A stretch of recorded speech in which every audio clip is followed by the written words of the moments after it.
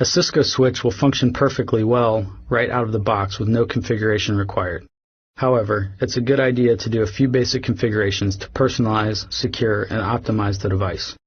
The default hostname is switch, which not only lacks imagination, but also is confusing if you have a lot of them.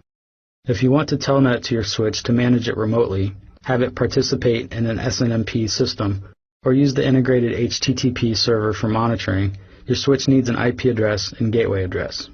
The IP address is applied to the VLAN 1 interface, and the default gateway is a global command on a switch. Unlike a router, a switch has no physical ports that can be assigned IP addresses, so the virtual interface of VLAN 1, the management VLAN, gets the addresses.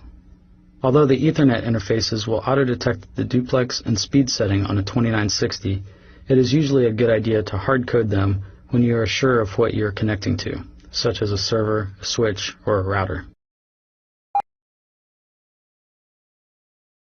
In CCNA land, security is an increasing concern. CCNA will not make you a security expert, but you will learn the very basics of good networking security and a little about how to apply them. Initially, your router or switch will have no passwords at all.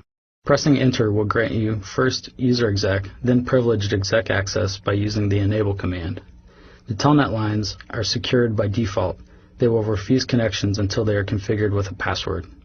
The minimum security configuration would be to require a password to log into your devices. Passwords can be applied to the console port, to the VTY lines, controlling telnet and SSH access, and to the privilege exec prompt. These commands illustrate how to apply basic password security to your router or switch for the console port, user exec, VTY lines for remote user exec administration using telnet, and the privileged exec prompt.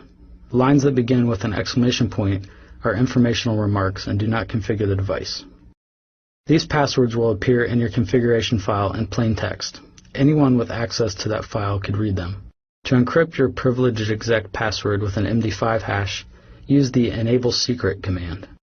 You can also apply encryption to other passwords for the console, privileged exec VTY, and TTY lines, but not the enable secret password. This privileged exec password is already encrypted, using the service password encryption command.